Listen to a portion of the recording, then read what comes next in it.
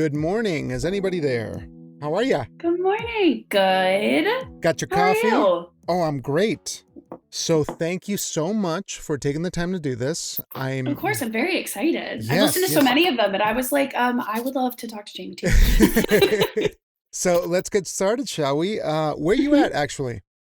I'm in Atlanta, Georgia. Atlanta, Georgia. Has that been home your whole life? It no, so I've moved a couple times. I my whole family's in California, so Mm, that's where I'm born. But I moved away when I was about 6, and so the most that we've gone back, from my perspective, is to go see my family for like the summer. That was kind of our big vacation every year, was to go okay. back to California to see everyone. But from there, moved to Ohio. So was in Columbus for multiple years and then moved down to right outside of Atlanta for high school. So kind of a little bit like a West Coast, Midwest, South. I just have to get the Northeast and the Plains area, and then at that point I've got like the 5 major regions. Yeah, you got a lot of bases covered there. So, what was the experience you had bouncing around to a whole bunch of different places? Do you feel like that made an impact in your perspective, the way that you write, and how you see things? Absolutely. I think moving in general, at least when I was a kid, my mom told me that I'd go over for a sleepover and be like, okay, see you later. Don't pick me up until like 3. And just was completely fine in that space. And I think moving multiple times, and that was just from like when I was young. I went to school actually in Columbus, so I went to Ohio State. And the only reason I knew about Ohio State is because I had lived right outside of it and then moved away and was like, oh, that's a school that I think I know.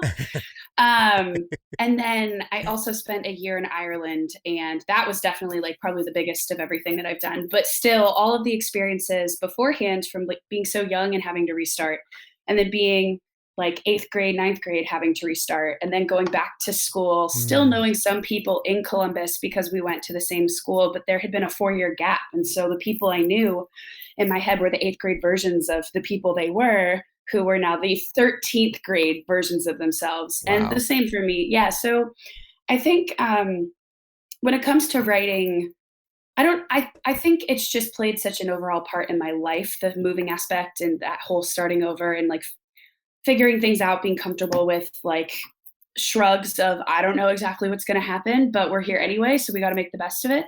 Right, I think that type of experience fed into or helped cultivate a sense of curiosity or just acceptance of this is what it is. right. And so I feel like with writing, some of the stuff that really gets me going are the forms or the styles or the things I've never tried before. And I'll dive into it and I'll try it for a couple days, but like intensively writing multiple at once, like won't stop sending them, just like obsessed with it almost. Yeah, and Um, I've noticed your work ethic is insane. Like every day on Twitter, you're working on something, and it's very admirable. We'll definitely get to that. And I'm sorry I totally cut you off. I just have to oh, applaud that's you for okay. that real quick. Um, what came first for you? Was it songwriting, music in general, or was it poetry? It was probably songwriting, and mixing with singing. I've been doing that since I was a kid. My grandfather was a very like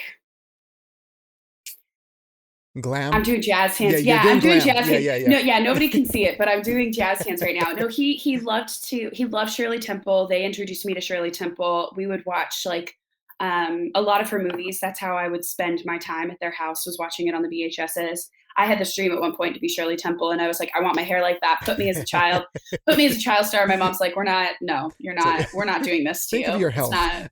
Yeah, and that actually that is something that reflectively, for a while I was like, we were in that space, like we were in California, that's where that happens. Hmm. And now that I'm an adult and kind of see, especially like back when I was 6 years old, it's not what it looks like right now in the Yeah. media landscape and everything.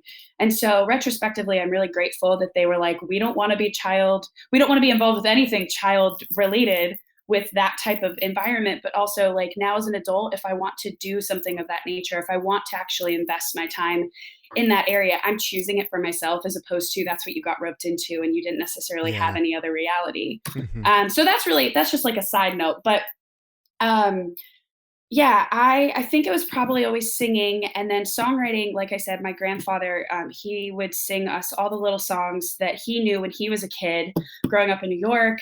And so we were very much like a ditty little family. Like Mm. we had all these like Pepsi Cola is a stinky drink, pour it down the kitchen sink, like those types of just like jingles. And It we would go to Armstrong Woods every year, which is a great park. 10 out of 10 would recommend. National Park in California. And there's a little stage element to it in the back. There's like an auditorium that's just outdoor, and we would get up there and my we would sing the Good Ship Lollipop from one of Shirley Temple's Oh, movies. yeah, yeah. And so that kind of was a tenet for probably a lot of my childhood of like just trying things out and singing. I think once we moved to Ohio, there are certain lines that I remember probably when I was 9, 10, 11 years old that will never leave me. And so songwriting definitely came before poetry, but I think I started taking poetry more seriously before songwriting. And then that fed into now I take my songwriting much more seriously than I ever did when I was a kid, just kind of writing stuff and being like, okay, like Mhm. here's a song, but not in the sense of I'm going to do something with it. It was just like, oh, look, I wrote something today. Like, this has Kind to of, exist. Like, it's not for the purposes of, yeah. like, I have to produce, I have to get the word out or be Mhm. productive, quote, unquote. You just need to get the Yeah, demon out, and right? I think even that, like, some of it is not even realizing that it needs to occur. I think one of my favorite things about writing, at least for me, is knowing, like, when I've written okay, so last weekend I wrote 4 different songs, which is a lot, but I was in a space, and I realized, like, sitting there, if I had stopped after the first one and started working on production, which I'm not good at least at this point, I haven't, like, skill-wise is not my focus. Okay. Um, but if I had stopped and said, I'm going to produce this one song, then 3 others wouldn't have existed. And I was like, okay, so that's a weighed scale. But I think Yeah. as well, nobody was asking me to write 4 songs. Like the only reason I did it is because I felt that I needed to. And at the end of the day, Mhm. nobody was saying, you have to get this done, you have to do this. I love that what I do personally, and I think a lot of writers, I'm speaking to a lot of people at this point, but feel is like you have to do it and it's a calling, but to the extent of nobody is asking you necessarily to do this and yet you do it anyway Mhm. for yourself, sometimes because you're in that space or you're like, I want to get this out. And I just think that's a really cool factor that comes with creation and art in general. Yeah, for sure.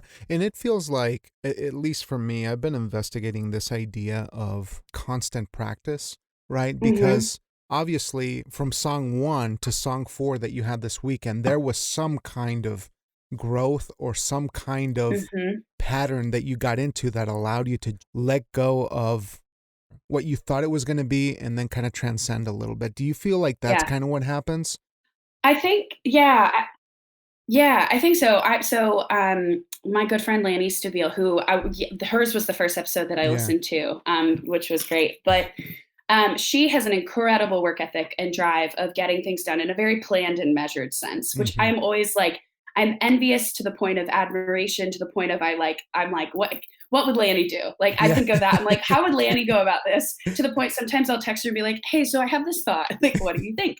And so that's a level of I think practice or reiteration that she is very good at being intentional with. I think for myself, I walk into it and then only realize later that oh, that was a thing I was doing. And so that can have its positives and negatives. I think in the moment I'm a little hoodwinked with my own self. Like it gets the job done. So yeah, practice. I think just looking back, I started taking songwriting again pretty seriously, actually, right before I left for Ireland. So this is August, July, August of 2018. Mhm. I hadn't played guitar in a while. My best friend from high school was getting married, and she had asked me to cover a Lumineers song with her sister. And at Mhm. that point, I was like, okay, I haven't played guitar in forever. I need to relearn how to do the instrument. So that's literally the reason I picked up the instrument again. And then I went to a couple open mics and was really inspired by some of the people I saw. So I decided to try to write a song myself. And with that momentum, I was about to leave the country, and I said, well, I Mhm. don't want to like lose that. So I brought my guitar as one of my luggage items with me. Oh, wow. Yeah, because I was like, I'm not about to take all of this like 4 months of charge that I had and just watch it go away. Mm. So then that led me through Ireland. I was practicing things and just kind of trying to write stuff. Came back and was doing the same thing. And just knowing where I was at then versus where I'm at now with my lyrics and with my proficiency on piano, and I mean, proficient is arguable, but I'm better than I was. And same with guitar. I think it's really interesting that I don't look at every song as a piece of practice, but like you were saying, the one that I wrote in 2018 that allowed me to get the momentum again would not have brought me to the four that I just happened to write all separately on Saturday. Sure, sure. And so it's very much a compounding thing. The more you try something out, whether it does or doesn't work, Hmm. it still is building towards something at some point, whether Yeah, you know what it's working towards at that moment, or it surprises you later and you're like, oh gosh, I think right now I have like 85, I'd say like 85 full just bass recorded demos with either guitar backing hmm, and or piano and then my vocal. And it's just to get it down. It's really yeah. just to have it to make sure that it doesn't get lost or I forget.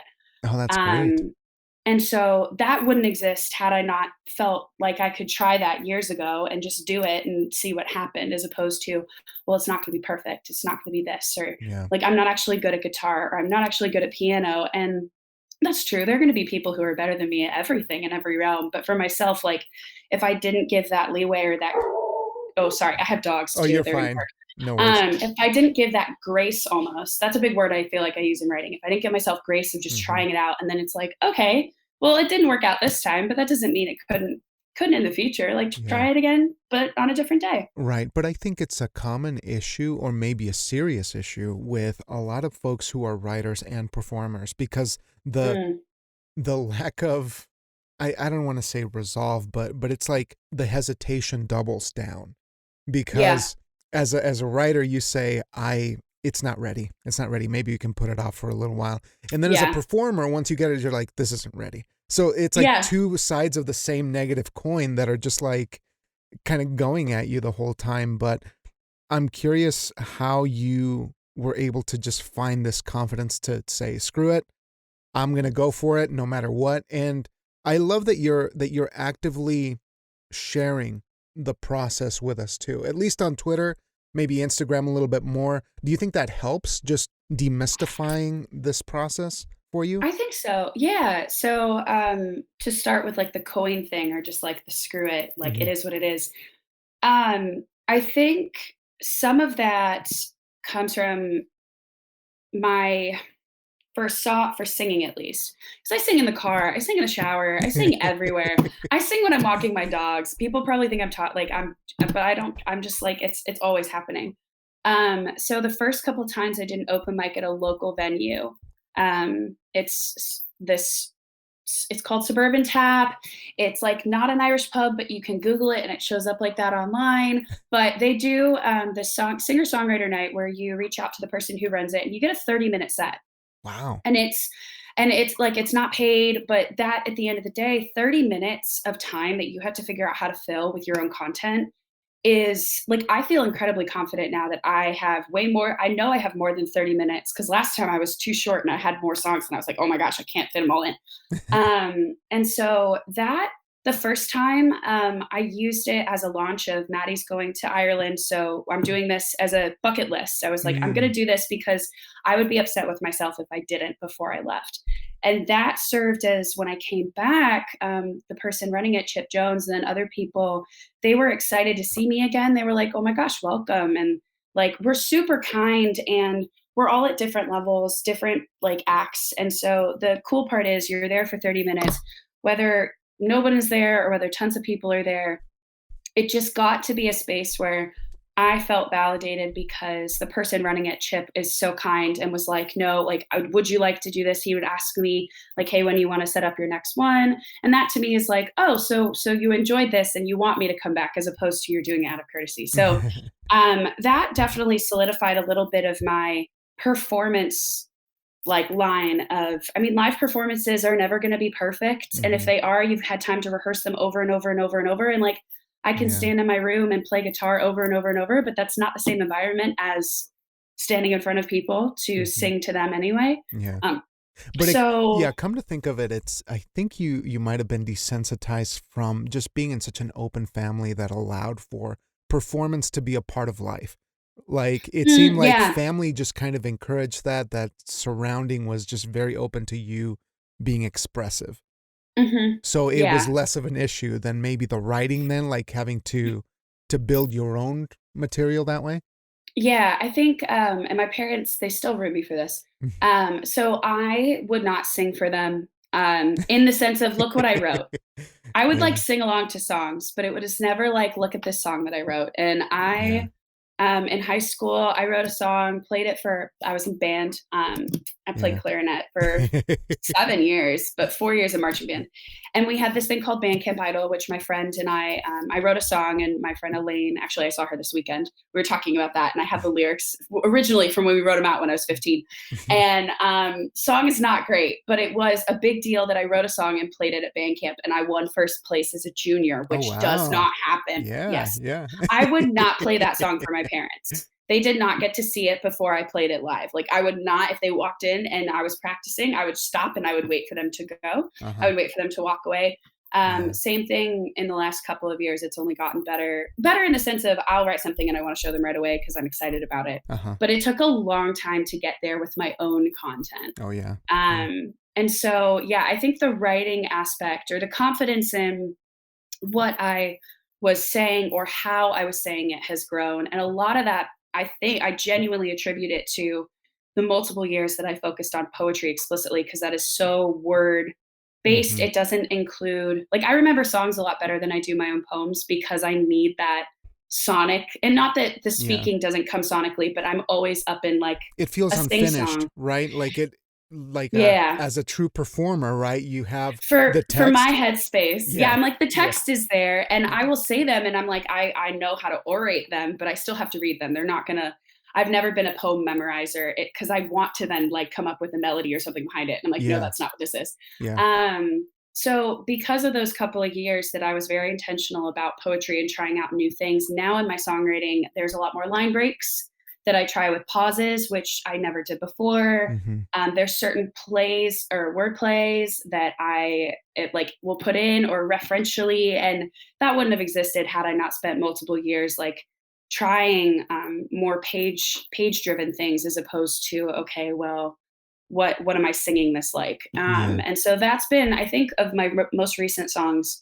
I love watching that crossover Mhm. because poetry performance for me was much more stressful than singing. But I think I've always been told that I have a nice voice, and so even if I wasn't saying something that mattered, I could or mattered in the way I wanted, but I could always fall back on, well, it sounds nice, and people will tell me that. So I Yeah, think yeah. poetry was something that it was really the first time I had to sit down and be like, okay, am I saying what I want in the context that I want, in the way that I want? And that has had a huge influence then on adding then vocals to songs. I'm like, I know I'm saying what I want and I'm singing it in the way that I want. And so it brings those two pieces together. But yeah, poetry wise, I those first open mics were much scarier to me than singing Yeah. out loud in Yeah. front of people. And And that I didn't have that fallback of my voice outside of like a speaking quality, not like the singing. yeah, and that's a terrifying thing, I think, for poetry readings because as a performer, I one of my Mhm. first podcasting projects was this thing called Creative Drive where people sent in poems and I performed them. I didn't Mhm. recite them, I performed them. And Yeah. that's really where it really started to dawn on me that there has to be sort of a separation of performance from the oration, as you called it, because Mhm. you want the poem to do its thing without you just adding a whole bunch of stuff. And like that is so terrifying to me. Like Mhm. I was trained as an actor. That's just sort of kind of where I came from. And so it's like, Yeah. that's my armor. And then when you really have to just be out in the open, that is one of the scariest things to me. Oh, Like, yeah. I'd rather just let it be unspoken and just on paper rather than me just like approach it like a conversation or just like being a vessel for that Yeah. text. That is probably the scariest final frontier that I won't do until I'm like, 1 foot in the grave because I'm very terrified of that, even though I've been trained. I don't know. No, I totally get that. I think so I've learned that I'm a page poet, and so even the stuff that I write will often like, I'll get asked, "Did you read this aloud?" And I'm like, "No, no, I was so focused on the margins." Like, Yeah. I just actually no, I didn't do that. Which is funny because when I write songs, I'm singing that line over to myself over and over, trying to figure out where the break needs to be, and I'm basically like chanting it, just figuring out, okay, what do I want to stick with? So it is funny that I completely separate the two mediums, and this is something I've talked about recently with a couple of people because I get asked, okay, well, don't you just turn your poems into songs, or Mm, isn't a song a poem? I have a very strong feeling that they are not the same. mm, And that is for the fact that my vein of poetry writing tends to be more free verse. It tends to be like abecedarian, which doesn't have a rhyme scheme. It'll stack with the letters. It's very visual, or like I was writing acrostics almost exclusively for 8 months. Like, so I don't really care what happens sometimes after, as long as the letters matched up. And so that's something that when you read it out loud, it doesn't necessarily track, or it doesn't have that like form poetry where with like pantoums or even sonnets, they've got the rhyme that's required. So that I feel like you could take and make it into a song. But the way that I personally write poems does not translate into the way that I write songs. And so when people say, "Oh, well, song is a poem," I personally, from my own practice, don't agree with that, at mhm. least in how I write it, Yeah, because the process for me is just so starkly different. yeah, Like the way that I write a song, yeah, there's rhyme and there's stuff, but I also personally don't love rhyme or repetition in my poetry. And so I guess the chorus on its own, it's a repeated section. yeah, And so to me, I'm like, I actually hate, sometimes I really don't like seeing the lyrics written out because it's got that repetition to it. But when I sing it or when right, I hear it, I don't think of it like the way it's written down. And so right. it's a very different brain space for me personally, but it's not to say that songs aren't poems or poems can't be songs. I just separate the two. They're just like full boxes, like full Right. different rooms almost Yeah. in my head. And I don't, like, someone will say, well, why don't you try to turn this into a poem that I've tried a song with? And I'm like, that for me is not how it works. Like, Yeah. I've chosen this medium and that is where it's going to live. The concept as a whole might work as a poem, but like in this moment, I am in this space and it just doesn't, they don't mesh. They don't mesh for me because of the way that I write. They're just so starkly different from Yeah. each other. And that's a wonderful observation because I used to conflate those two things a lot. I come from a family of musicians. I never trained professionally or anything like that, Mhm. but it always felt like when I was younger, like they're the same thing. Why not? But the older I get and the more I have conversations with poets specifically, you get a clear sense of the final output has to be visually stunning on paper, rather than something that needs to live beyond the page. And I struggle with that as a playwright because the script is the first foundation of it, but it's not the Mhm. final thing. Yeah. And so I think maybe that's, sort of like neither here nor there, but more for me, like I But really no, struggle with that. But I think that's a good point though, because like it's in the way that I personally write that I'm very much a page poet, but I have a lot of friends who aren't page poets. And like I think that often dovetails into form because of that repetition or that structure and how it's utilized. And so there are arguably things that I do feel could be songified or poemified from one end to the other. And like I believe Stevie Nicks talked about how she would write a poem and then that would become the song that ended up being Fleetwood Mac. And I'm like, and that's awesome. That's just yeah, not my personal method. yeah, But like you're mentioning, as a playwright, you write the play, but the actual manifestation of it involves actors, involves a stage, involves setting. And so that hmm, first step of what you're looking at is not the final right, iteration. And so poetry can be what you see on the page is all you'll get to experience so you can read it, which I've talked about with my friend Taylor Bias multiple times. That I sometimes like I'll write a song and I'm like I have to sing it and put it on something that allows for that auditory hmm, experience.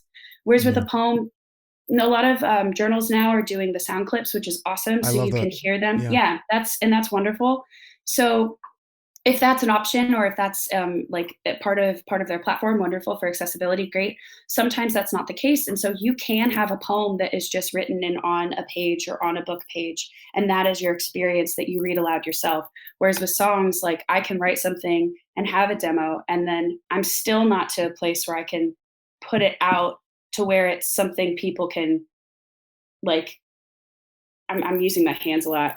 It's no, not I love it. tangible, but I'm like nobody can see it, but but it's not. it's not at the final place where somebody could engage with it in the way that I want them to. Mhm. So with poetry writing, I send it out, it could get published in a journal. That's great. If there's the sounds, that's wonderful. But you can just read it, and that can be the experience because that's how it was written, and that's how it was. And so songs for me, in that same way with the playwright, like you write the play, but the actual play, though you've written it, is not the final iteration comes with the actual performance element that you in that moment of writing or having it in front of you, you're like, it's not done, but you're as close as you can be, but you're like, it's still not done. Like you're Right, edging right. forward. Yeah. No, I totally agree. Now, can you share a songwriting experience? Let's begin with songwriting. Okay. Where you had to overcome an issue during a song that you successfully overcame a writing problem in a Yes. song. So I don't, as a preface, I tend to write a song and then it is done. And that is not to say it is actually done, but I have reached the point of mentally, I am through with this for this moment. And also, I'll record the demo and I'll change the lyrics. And I know I've changed the lyrics, but until I can get to a place where I'm looking at more production based focus, like I don't change the demo. It still exists to at least hear it as a gist. So there have only been a couple songs in my history that I really was excited about, and I was like, I have to get this right. Like lyrically, I have to get this right. And that one took a couple weeks to decide. Whereas most of the time, like I said, after the four I wrote the other weekend, if I touch them again, I might change a bit, but I'm content with where they're at because I wouldn't have recorded their basic. Mhm. If I wasn't content with it, I would have kept going and kept going and kept going until I got to a place where I was okay with whatever I sat down and deemed my quote basic final. Mhm. So I have this one song called Architect, which has finger picking, which is not my strong Mhm. suit. So that was a big moment in itself. I was like, look at this. The song is cruxed on my finger picking skills. So some things like that. I'll find a chord. Like I was listening to John Mayer and tried to do a cover and then realized this chord progression was really cool. So then I was like, awesome, wrote a song based on those chords. Like I'll learn something new. And that is the way that I continue writing whatever I've done because it is a new thing to me. So I'll introduce a new chord. Piano, Mm. I am not good at. So any piano song, I'm like, look, I did the thing. I never did this. Like, I'm just like, I added an extra note, like OMG. So that's always a big moment for me. But the song Architect specifically, I wrote it last summer. I really liked the entrance. And I've gotten some feedback that's a little too like, it's not specific enough for the rest of the song. But if I can remember it, because I don't want to start singing it. I really like the images in it, but it was also the first time that I made finger picking the entire bass of the song, which was a big thing for me as Mm. someone who's not good at that dexterity, or at least I'm working on it. And so, one of the lines, because I cannot, oh, you come around, say you wanted to see me while you were back in town, um, a clean slate, as if what you did didn't change anything. You still believed I'd build a castle despite all of your misdeeds, as if I would make a deal with an avalanche just for it to make good on its word. And then it continues into the Mm. chorus. But I really liked the concept of like making a deal with an Oh, avalanche. yeah. And so that I came up with that portion and then was really struggling with the second verse or what because I could write a second verse pretty much. I felt like I could put anything in there, but was I putting the right thing in there? So that took a while, and then the ending and making sure I had the bridge as I wanted and practicing it. That took about 2.5 weeks, which is the Mhm. longest time in my memory that I was so intentional about a song, knowing that it had something to it that I wanted to get better at and perform and play. Mm. And I think some of that came from feedback of like, what do you think about this? But a lot of it was just trying something out and just being like, yeah, that doesn't stick. And thankfully there was no deadline outside of whenever I felt like it was done. Mhm. But yeah, that element of finger picking and then on top of making sure the words that I picked to mean what I wanted were doing the service that the other ones were. So like you can have an image and it's kind of like I'll overwrite stuff and then often cull it down with feedback from my beta readers, which is awesome for poems. But it's similar in songwriting. I feel like I get very entrenched in an image and then we'll overwrite. I'm like, Yeah. it's about fishing. And then all of a sudden we're like fly fishing, we're looking waders. like wait and wait. I'll do like I will pun the crap out of a song to the point where it is no longer like it's an amoeba and you're like, what is going on? Yeah. Because I love puns, and anytime I can fit a pun or a reference You're in looking for there. the payoff. Yeah. The Uh-huh. moment it appears. Yeah. I have this song called John Cusack, and it has six, maybe five John Cusack movie references in it. And so I'm like, yeah, the song is fine, but at the end of it, I'm like, did you Yeah, but catch did them? you see the Did references? did you see Did the you reference? get Did you get these? So like at the end of the day, I love like if I could do anything, people are like, oh, what do you want out of this music experience? I'm like, I want to talk to people about the wordy, needly little choices that I made to see Yeah, if they yeah. caught what I was trying to do. um, and like, oh, I just like that one's good. I mean, the song is good too, but again, I'm like, did you catch Yeah, them? but there's this other thing. There's There's this this other yeah, thing. yeah. I have this one.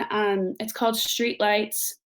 That one has a solid line break. Actually, it's my I wrote it and I felt like a genius. It's um, the house is broken. Our house is broken. You keep talking. I keep smoking. Guns in the closet. So there's a pause, Mm, but like smoking gun. It's about somebody being cheated on and they know it. So like you to keep talking, I keep smoking is both a way to like deal with the emotions, but yeah, yeah, also I keep all of the things that you're doing. I know what's happening. Like, yeah. so I wrote that and was like, You're like, "Okay, this is it. This is the moment." I was like, okay, not to do my own horror, but like that's a really great line. But that one, the bridge is basically this pit, and now I think I want to change it a little bit, but this pit in my stomach was once upon a time in Hollywood a view for us too. And it opens with ladies and gentlemen, round of applause. Best actor goes to the person who's been pretending this whole time, right? Mm, And so mhm. that Brad Pitt won Best Supporting Actor for Once Upon a Time in Hollywood. And that's how I wrote that. And I was like, yep, so that's a very specific reference as well. And I hope Right. people get it. But even if they don't, I mean, like that tends to be what drives me to write or finish something because I'm like, okay, this is a song about games. So how many game references can I fit inside of it? Monopoly, this, that. Like, Yeah, what pieces can I yeah. utilize? How can I make this a thing that makes sense, is cohesive, but also do it in a way that's just got all this other mechanics going on? Yeah, and I love that approach because it actually kinda lines up with the way that I love writing plays, which is to construct, right? Hmm. You have enough pieces at the beginning, but you're fitting the puzzle in a certain space. There's Yeah. parameters in there, and you're like, this piece, if we turn it this way, to the left, to the right, we'll be able to complete the puzzle, but then it will be referencing itself and it will make Hmm. perfect sense. And it'll be Yeah. wonderful. But it's more a construction based kind of thing, like where the parameters Hmm. guide you in some way. Do you feel like that's does that sound too robotic? I mean, I don't want to put words in your No, mouth or anything. I think that's a really good descriptor of it because at the end, once you've constructed something, you have. I mean, if we think like building, you Uh-huh. have a building Yeah. and you can go inside of it, or there's windows. And I think to have the theory of like what you want to write, I have a couple ideas that I've been trying to verbalize and with poetry, and maybe that's actually funny, maybe that particular piece of poetry will be a song, Mhm. because I can't get it to work in the way that mentally I want it to work. And so I think there's a lot of ways to take what's all floating out here, and I'm using my hands again to make like a big cloud, I really need to to start doing video episodes because we're missing so much from this. I Like, am all the way out yeah, here.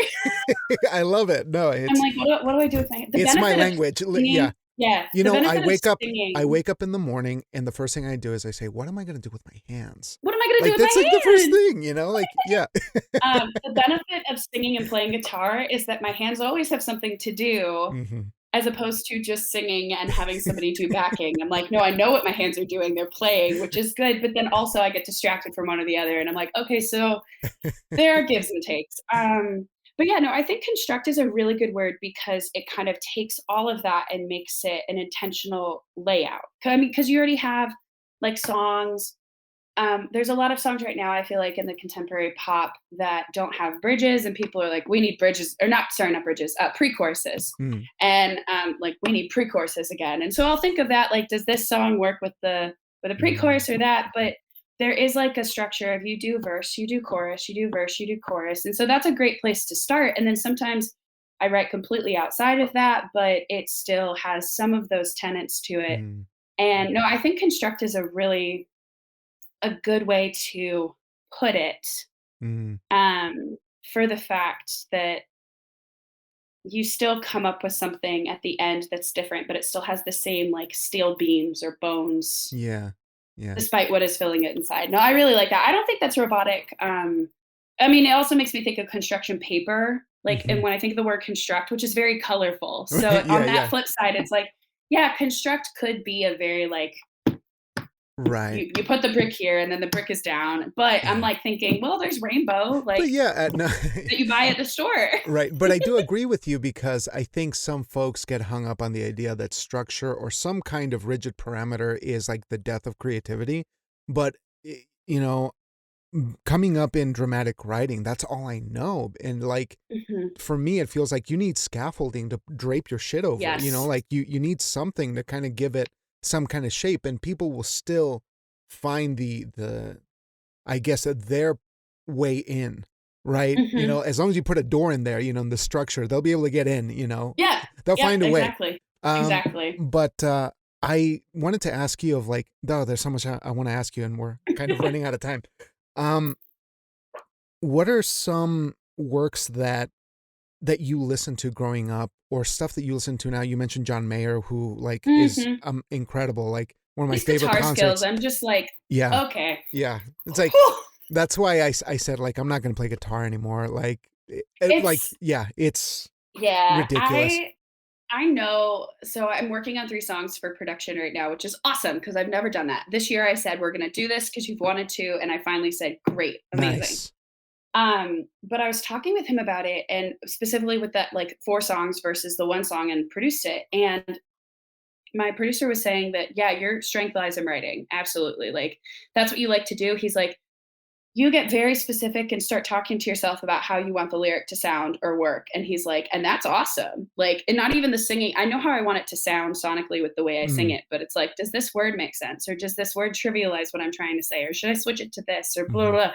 And he's like, I don't have a lot of feedback on that because lyrics aren't my thing. Now, production, he has cultivated a lot of time and skills and energy towards. And so he gets really excited about things that I'm kind of like, yeah, sure. It's like, I don't Like, care. fine. So it's a really nice balance of we get so excited about our own specific things that like Yeah. it makes it enjoyable. We're not, I don't think at this point, butting heads in any way, which is great, and makes me feel curious about the decisions that we're making.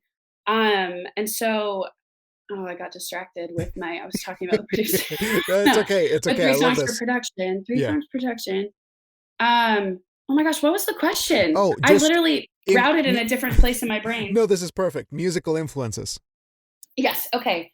So, I a lot of musical influences, at least in the way that I write, tends to be just like random pop culture moments. There is a video called "Don't Hug Me, I'm Scared" from like 2010 YouTube, so like early days. And I saw it in high school, and it sits with me every day, like every day. And I wrote a song about that. So those types of things they just pop in and out. But when it comes to like the music. We listened to a lot of Nora Jones when I was growing up. My dad and mom had these like classic 70s and 80s and Mm. no, not 90s, 80s and 70s like CDs. So we would have like the best of 77. Oh, yeah, yeah. And We so had those too. They're the yeah, best. there was a lot of different types of musicians that I would listen to. A lot of John Denver, a lot of James Taylor, a lot of Carole King, Mm, Joni Mitchell, not as much, honestly. That came later. But same type of vein.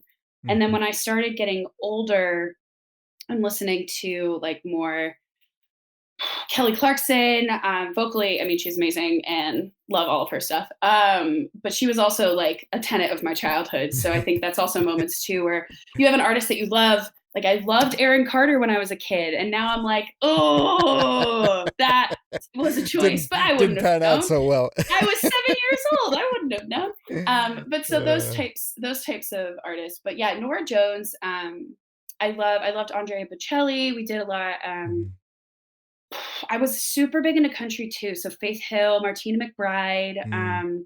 I at one point thought I could be a country singer, which I can definitely turn it on, and I feel like I can write towards the country Yeah. feeling. But I loved early Taylor Swift. That was big for me. Mhm. Rascal Flatts was my first concert. I was 10 years old and I love their stuff. Stand was like I used to when I was in a space, I would play that in the car and blast it and just sing it to myself, like, and then you stand. But a lot of I think I said Tim McGraw, but like Faith Hill. Mhm. So a lot of country artists for like, gosh, almost exclusively, I would go home and watch CMT music videos for hours. It Oh, was that or the love Food it. Network. It was that or the Food Network. So I was like watching people cook for me, which I didn't have access to, or I was just watching Lady Antebellum or Lady A now Yeah. play their songs on CMT. And Yeah. so big country influence probably. And then as I got again older still, Mhm. probably into high school. I stopped listening to country as much, but that's when we moved to Georgia, and I felt like that's basic to listen to music, country music in Georgia. I listened to it in Ohio more so.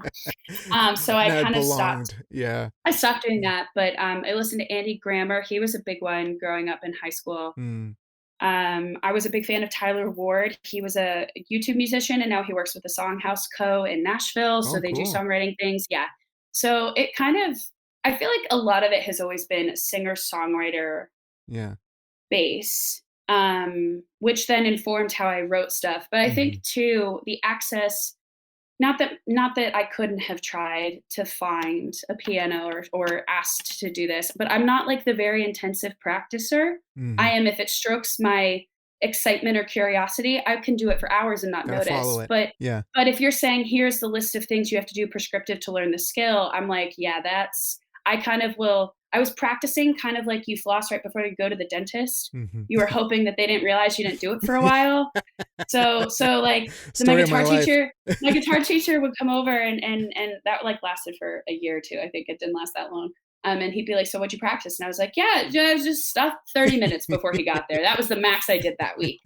Whereas now without somebody to tell me to do those things, I'm actually doing it more because it's on my own time Mhm. and terms, and I'm learning the skill not with the intent of I'm going to try to learn this chord, but I've created something with this new information, which is Mhm. that's what drives me. But yeah, I think tonally I've always been singer songwriter driven, Yeah. which then helped me feel comfortable to write songs with a guitar, even if I didn't have a ton of the best like ability to play it. Yeah. But it's like, Yeah. well, the stuff I listen to has that, so it's like that's okay. It's like it's an entrance. It doesn't have to be the best thing in the entire world because the Sure. chords are still going to be the same. Someone can execute it like much better than I can. But at the end of the day, it's still the accent, or it's the entry point. It's the door. Mhm. It's the door to get in and try building the thing. Right. So yeah, a lot of singer-songwriter stuff and a very big chunk of history dedicated to only country music. Oh, It's awesome. just I got one more music question for you and then a mhm. couple more, to be mindful of your time here, but can you give me an example of a perfect song that you've listened to? What's a song that you look at and you're like, "Whoa, shit, this is a high watermark. This is a benchmark that I Yes. aspire to." Um, there are definitely songs that I wish I had written. I heard it the first time and was like, "I can't believe." But I think a song that I recommend to everybody, and I want to get a tattoo, literally, of a part of this song, which I think is a good sign of like if someone really likes the piece, they're like, "Yeah, let's get it tattooed on me," and I'm like, "Yeah, this is the song for me right now." It's called "Maine" by Noah Kahan. He's one of my favorite artists currently, and I think the reason I was surprised that I love it so much, it's the first half is all instrumental, Mm. and then it gets into the words, which as a word bird, as you can tell, I'm very talkative. And then that comes through in my songs. Like I was singing through one of the passes of one of my songs on Wednesday, and I was like, "Where do I breathe?" And he's like, "I don't know. You wrote it." And I was like, "No, but actually, like I didn't help myself here. like there's this was all bad. It was like I was breathing on three syllable words and like in between. So I'm like, this is not great. But anyway, so I'm very wordy, and so for the fact that main half of the song is instrumental, which is just like kind of sets the scene in a very lovely way, and then it gets into the lyrics. It's one of my favorite songs, and I think for the fact that it has that contrast, and also just what's being said is really pretty and beautiful and just Mm. wonderful as well. And I think the line that I want to or the concept that I want to get done with one of my friends. I'm asking her to, or I'm commissioning it. Mm, It's if only baby there were cameras in the traffic lights, they'd make me a star. Which, as somebody who mm. sings in my car all the time, I really identify with It that puts you in the concept. place. Yeah. I'm like, that is me every day. Me, main character energy driving through that intersection. Watch it. Um, so that song I think is just like I love it. I recommend it when I'm like people are like, "Hey, who's your favorite artist?" I'm like, this song, do it." The other one I really like that I think is really beautiful too. It's called Banks by Need to Breathe. I Mm, don't listen to a lot of Need to Breathe songs, but that one came up, and I think it's just a really lovely use of banks and river imagery, but then also to get the message across. And it's just very supportive. And I was mm. like, I would have loved to have written this song. Like that Yeah. would have been Yeah. amazing. So those are two that I really enjoy. And then I kind of want to round it out with a third. Gosh, Yeah. what's Yeah. something that I listen to all the time? Oh, okay. So this one for a musical entrance. I love Sarah Bareilles. Gravity by her, I think, Mhm. is gorgeous, absolutely gorgeous. But the she wrote the musical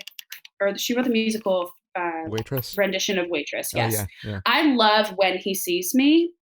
I think that song, it's again very wordy, but the way that that character kind of chews over her emotions from start Yeah. to finish with the amount of references, like what if he's colorblind? Like he could be less than kind. He could have escaped from an institution somewhere where they don't have girls. And it's like I've seen in movies most made for television. So you're like, okay, so like Yeah. movies made for television are different than like so I just think it's really wonderfully done with the amount of like Yeah. the topical things that are brought in to make that character who she is, Right. but just it's also sung so beautifully as well. She Kim took to the Govinda's stage so amazing. well. I just have to say, Oh, Sarah Bareilles was like meant for that stuff. And I wonder if she was a theater kid, like I early on, wonder because like too. it really. I'll have to look it up, but yeah, that's I feel like phenomenal she could have music. been. She and Ingrid Michaelson, because Ingrid Michaelson is doing Titanic, and Oh, I have a cup. Or no, sorry, not Titanic. Maybe Titanic. No, The Notebook. But someone is doing Titanic, and I know mm. that that's in the works.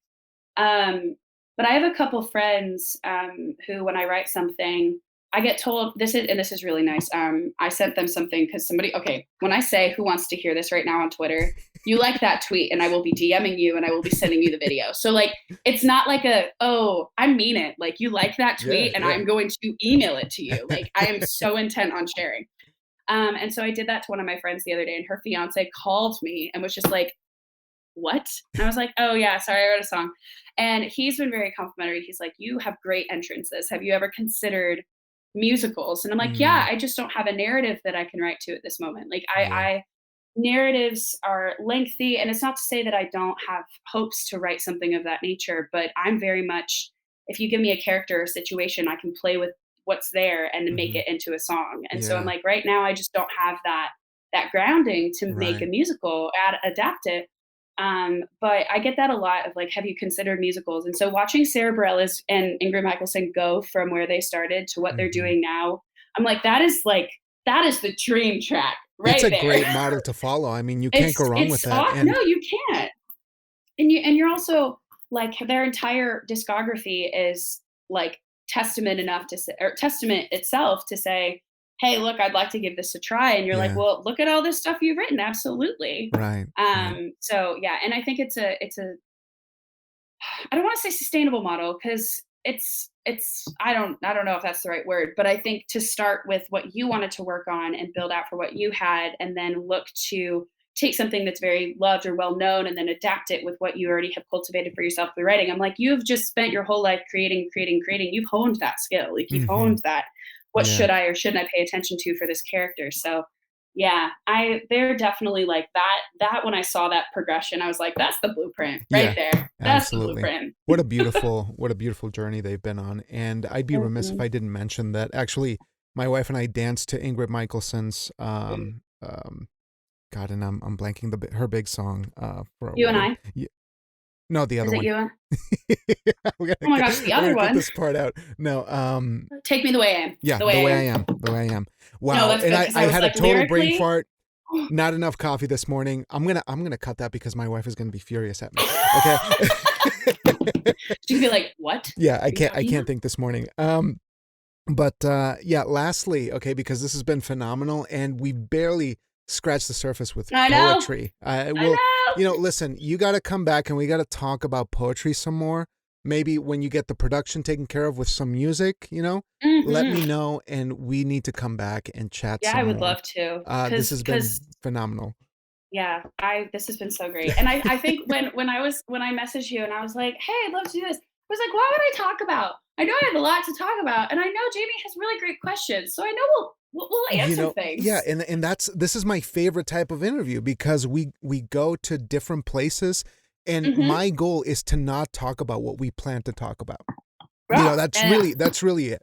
But let's wrap it up with poetry and what your hopes mhm. are.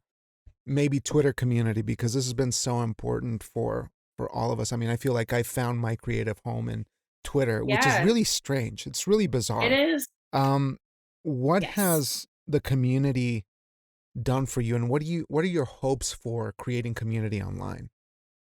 Yeah.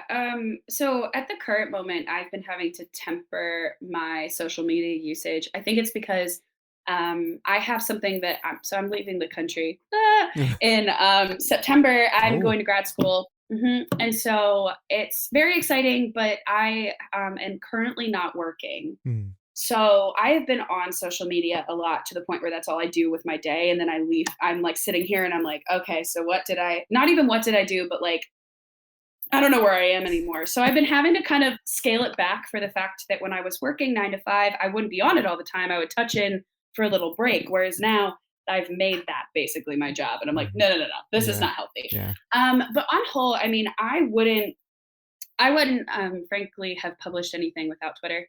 I wouldn't be where I'm at now without Twitter for poetry. It's one of the reasons I go back and forth of like when I'm really overwrought with the app, I can't. I like it's the last one I will get rid of. I will get rid of other things before I get rid of Twitter. And so much of that comes from just engaging, seeing people's work, getting to support someone by going to a reading or buying their chapbook or sharing that information and pieces that come out. And so that was something. I mean, I started looking at publishing right before I left for Ireland. I just do that a lot. I do things right before I like make a huge life change. Like, oh yeah, you're going abroad, but like also let's produce songs. Let's do it at the same time. So that's been really fun timing. But I started submitting things back in 2018, and then I happened to see a call for Barron, which is how I got involved with that. And then I became like I was on there. I still am on the masthead at this point. School. I'll have to step away probably because I will be just studying Hmm. all day. Um, but that experience gave me the confidence to try more with my own work, but then also I met so many people because of that one call that I saw online, and it really was just timing. I just happened to see it one day and sent out the application to be involved. And that whole experience introduced me to writers, introduced me to internal team members, introduced me to some of the best friends that I have right now in the writing group or in just the writing community. I mean, Lanny, Stabile, Todd Dillard, Jared Mhm. Bailoff, Lee Potts, Cindy Randall, Onk Spice, like Jason B. Crawford, Taylor Bice, like all of these people came from something that happened on Twitter, whether we went to the same event and we saw that we were in the same little chat blog, Mhm. or we liked the same thing, or we shared, oh my gosh, I'm doing this. And then you were like, wow, me too. And then that turned into a DM, which turned into a text, which turned into a, would you be kind to read my poem? Like Ben Klein is a wonderful poet, and he will read my songs and give me feedback on those, which is wonderful. And so there are so many people that came about from simply just showing up to other things on Twitter, and that I wouldn't have known existed had they not been posted about. And so I think for me, Twitter is a place where it can serve as a launch pad, but the actual stuff that comes with it is a later cultivation. Like to assume that because you follow each other online means you know that person or vice versa. It's not always the case, but it could be. And so I think that's always the cool thing is like it could be the opportunity to meet someone who supports your work. And I know I wouldn't be writing as much if I didn't have the people who championed my stuff, if I even never sent it out. I mean, there are things that I write, and the benefit is with songwriting, if I don't produce it, then I'm like, okay, well, I have it. Like, it doesn't go anywhere. So I'm very used to this. Like, if I bury it or like get rid of it, it's not actually done to me. It's just like whatever, I moved on. But I'll send poems to a couple people, and they're like, "That's great," and then that is enough for me in this moment. Just having that group of people who bolster, or if they're like, "Hey, I think this could be changed for X, Y, and Z reason."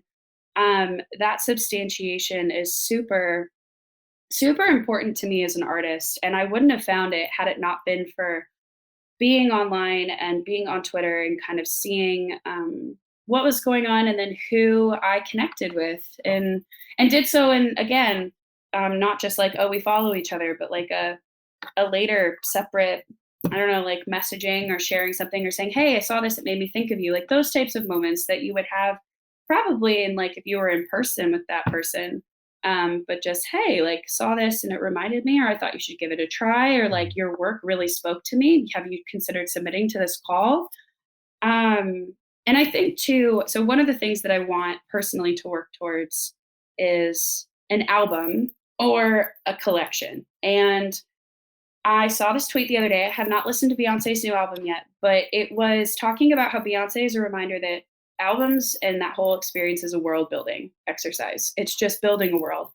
And I think one of the things that I don't feel I'm very proficient at is world building. I can Mhm. write a singular poem, I can write a singular song, but also, most of them come out as like they're ones. Mhm. And so one thing that really scares me is a collection or an album, something that's collected together that makes sense, because I don't think my writing style is that right now. Mm.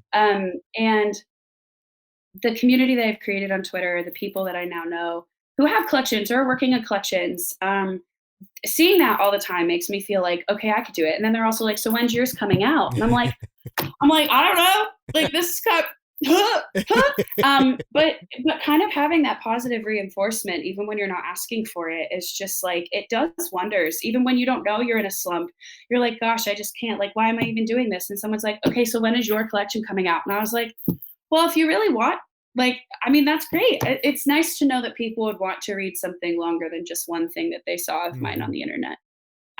So yeah, there's a lot of stuff that I've gotten from Twitter that has only been positive for my experience, or my writing ability, and my want to keep doing it. It's something that I again, when people say I don't have a Twitter, and I'm like, don't get one, because I'm like, unless you have very strict boundaries and limits for yourself, which I don't. My willpower is low, so I'll be on there for hours. But I like, from an access point. Oh, there is a good website called Chill Subs. Have you seen that at all? No, I haven't. Chillsubs.com. Basically, you can create a profile on there, and it has magazines, their frequency of response, how much it costs to submit, what they'll look for, if What? they're open right now. It's amazing. That's And awesome. that, for writers who tell me they don't have a Twitter, that is what I started recommending over Twitter, just because Mm. Twitter takes a cultivation of like following and Yep. liking and meeting and discussing, whereas Chill Sub seems to be a good, like, standpoint of, look at these mags, I have poems I want to submit. So it's a little bit different, or you can read current things. Mm. So that's a really cool website, and I think serves kind of what I saw Twitter was for me, like seeing who had a call open or who had this. Yeah, Now yeah. my timeline doesn't necessarily reflect that as much. It's much more contained to a couple people probably.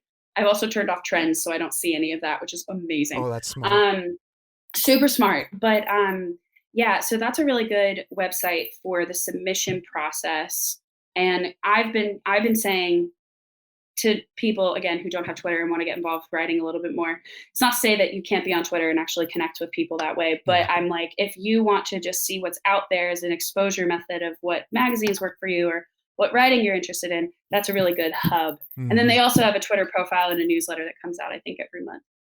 So yeah, 10 out of 10 would recommend Chill Subs. I will tweet at them and be like, this is great. Have you guys checked out Chill Subs today? It is not sponsored content, but I think if that had existed when I first started, I think I would have known so much more, or tried so much more. Mm. Which I'm like, yeah, everybody should at least look into this if they're interested. Oh, that's Um, wonderful.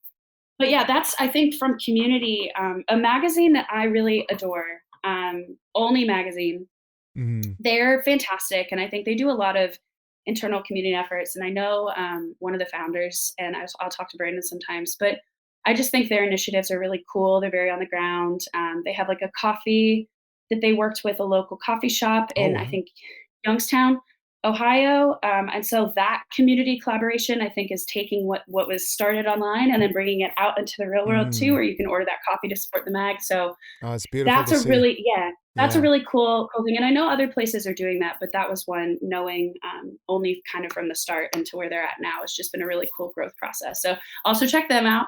But yeah, I love that you can support people that you might never meet in person or might not for a couple of years. I think I could be wrong, but I think on Lanny's podcast episode, she talked about like people she had met, and I flew up to her baby shower with her and her That's wife, right. Yeah, and yeah. that was the second time we had ever met in person. How beautiful So is that? people were like, "How do you know Lanny?" And I was like, "I mean, we've known each other for like 3 years, but this is technically the second time we've We're met." internet people, you And know. I'm like staying at her house. So but it's just like initially I remember my parents being all, "I can't, how could you?" And now I'm Mhm. like so much, especially with the pandemic and Mhm.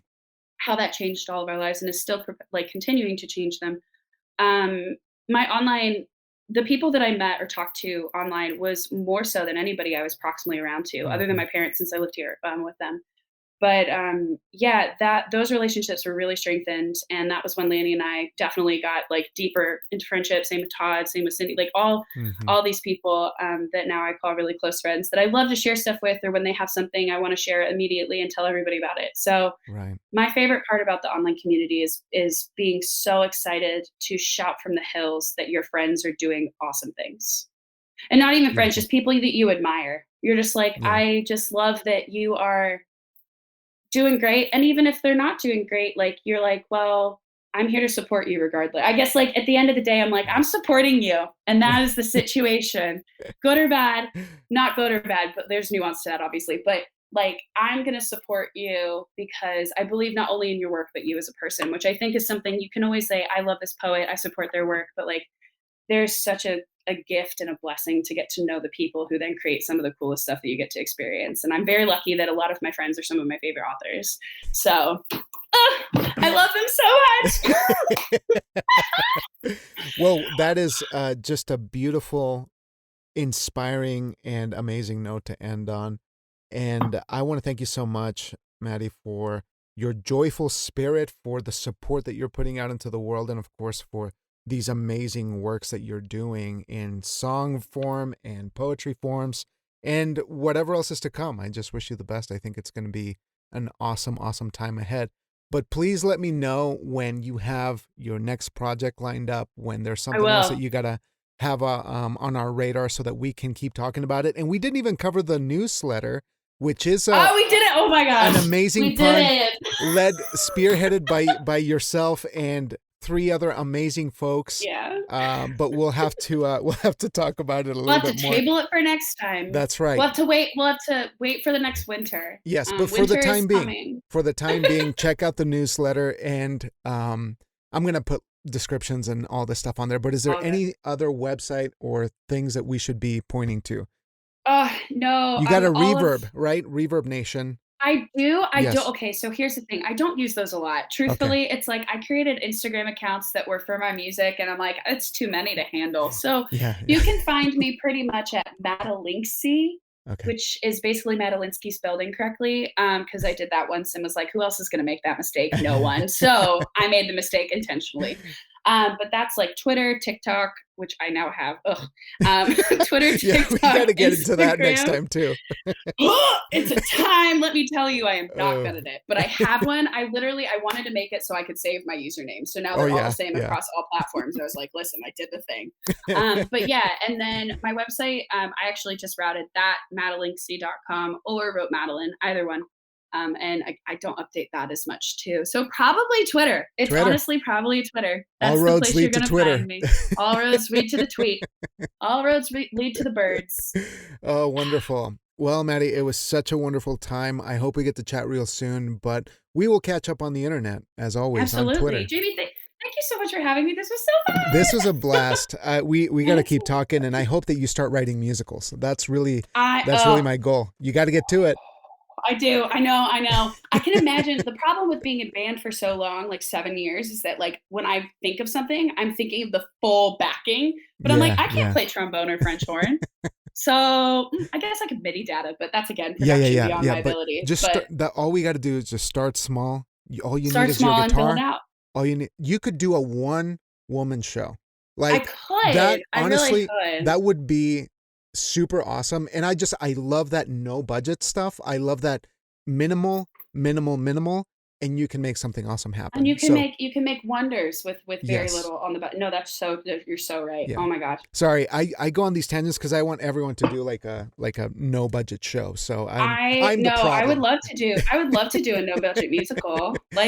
It's Like very possible. little budget musical. Yes, yes. It could happen. Do It could happen. anecdotes.